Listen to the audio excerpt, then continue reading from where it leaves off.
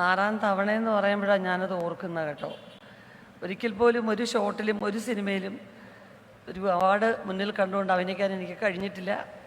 എനിക്ക് തോന്നുന്നു എല്ലാ ആർട്ടിസ്റ്റും അങ്ങനെ തന്നെയാണോ എന്നാണ് ഞാൻ വിശ്വസിക്കുന്നത്.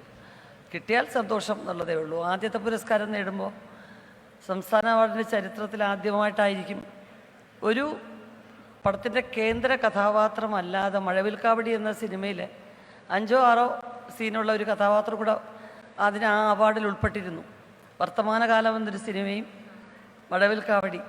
അപ്പോൾ ഒരു മൂന്നാംകിട കച്ചവട സിനിമ എന്ന് സാധാരണ അന്നത്തെ വളരെ എന്താ പറയുക ക്ലാസിക് ഫിലിംസ് ചെയ്യുന്ന സംവിധായകർ പറയുന്ന വാക്കുകൾ അത്തരം സിനിമകളിലാണ് ഈ കുട്ടിക്ക് അഭിനയം വേസ്റ്റ് ചെയ്യുന്നതെന്ന് പറയാറുണ്ട്.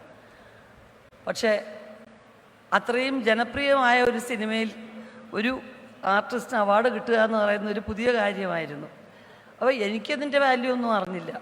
പക്ഷേ ഇപ്പോൾ ഈ വേദി നിൽക്കുമ്പോൾ സംവിധായകൻ ക്രിസ്റ്റോ ടോമിയോട് അങ്ങേയറ്റം ആ സിനിമയുടെ ആത്മാവും ആ സിനിമയുടെ ആത്മവിശ്വാസവും എല്ലാം ക്രിസ്റ്റോയാണ്.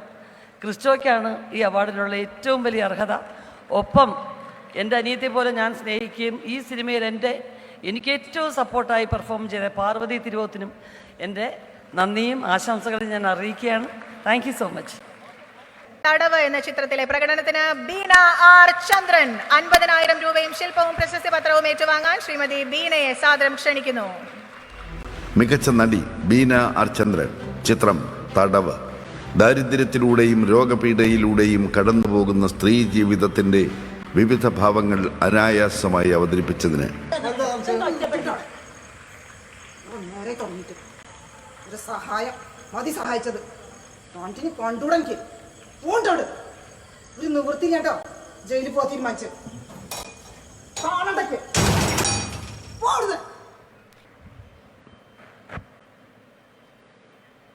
വേദിയിലും സദസ്സിലുമുള്ള പ്രിയമുള്ളവരെ, വല്ലാത്തൊരു വൈകാരികമായൊരു അവസ്ഥയിലാണ് ഞാൻ.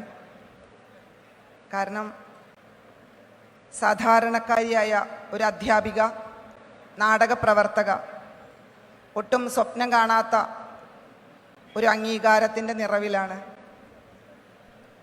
മാത്രമല്ല, ഞാനെപ്പോഴും ആകാശത്ത് നോക്കി നക്ഷത്രങ്ങളെ കൗതുകത്തോടു കൂടി കാണാറുണ്ടായിരുന്നു. ആ നക്ഷത്രങ്ങളൊക്കെ എൻ്റെ ചുറ്റും ഇപ്പോൾ ഇവിടെ ഇരിക്കുന്നത് കണ്ടു. അവരെ നേരിട്ടൊന്ന് കാണാനും തൊടാനും സംസാരിക്കാനൊക്കെ ഭാഗ്യം ലഭിച്ചു. അതൊക്കെ വലിയ കാര്യമായിട്ടാണ് ഞാൻ കണക്കാക്കുന്നത്. ഈ അവാർഡിനൊക്കെ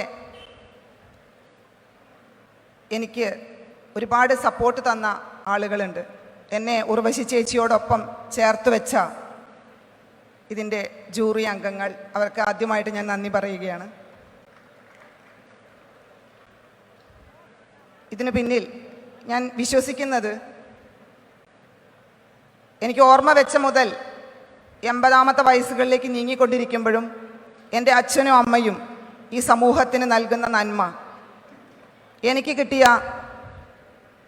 അറിവും ഊർജവും ഞാൻ എൻ്റെ കൂട്ടുകാർക്കും എൻ്റെ മുന്നിൽ ഇരിക്കുന്ന കുട്ടികൾക്കും കൊടുത്തത് കൊണ്ടുള്ള നന്മ, ഇതൊക്കെ ആയിരിക്കാം ഈ ഒരു അംഗീകാരം എന്നെ തേടി എത്താനായിട്ട് കാരണം.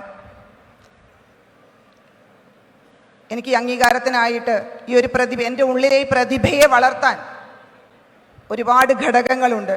എൻ്റെ അച്ഛനും അമ്മയും, പരുതൂർ എന്ന എൻ്റെ ഗ്രാമം, എൻ്റെ അധ്യാപക സുഹൃത്തുക്കൾ, നാടക സുഹൃത്തുക്കൾ, എൻ്റെ ജീവിത പങ്കാളിയും കുടുംബവും, അതുപോലെ എൻ്റെ ആത്മ സുഹൃത്തുക്കൾ, അവരോടെല്ലാം ഞാൻ ഈ അവസരത്തിൽ നന്ദി പറയുകയാണ്. ഇതിനെല്ലാം പുറമെ ഈ ഒരു കഥാപാത്രത്തെ എൻ്റെ കയ്യിലേക്ക് വച്ചു തന്ന ഞങ്ങളുടെ തടവ് എന്ന സിനിമയുടെ സംവിധായകൻ ഫാസിൽ റസാഖ് ഈ ഒരു കഥാപാത്രവുമായി എന്നെ സമീപിച്ചിട്ടുണ്ടായിരുന്നില്ലെങ്കിൽ ഞാൻ നിങ്ങളുടെ മുന്നിൽ ഈ വേദിയിൽ നിൽക്കില്ല എന്ന് തന്നെയാണ് എൻ്റെ ഉറപ്പ്. എൻ്റെ ഈ ഒരു അംഗീകാരം ഞാൻ പ്രിയപ്പെട്ട ഫാസിൽ റസാഖിനാണ് ഡെഡിക്കേറ്റ് ചെയ്യുന്നത്. എന്നെ അഭിനന്ദനം അറിയിച്ച രാഷ്ട്രീയ നേതാക്കൾ, മുഖ്യമന്ത്രി അടക്കമുള്ള രാഷ്ട്രീയ നേതാക്കൾ, സിനിമാ രംഗത്തുള്ള കുറച്ച് പേരൊക്കെ എന്നെ വിളിച്ച് അഭിനന്ദനം അറിയിച്ചു. അവരോടൊക്കെ എനിക്ക് ഒരുപാട് നന്ദിയുണ്ട്. ഒരിക്കൽ കൂടി ഈ ഒരു അംഗീകാരത്തിൻ്റെ സന്തോഷത്തിൽ എല്ലാവർക്കും നന്ദി.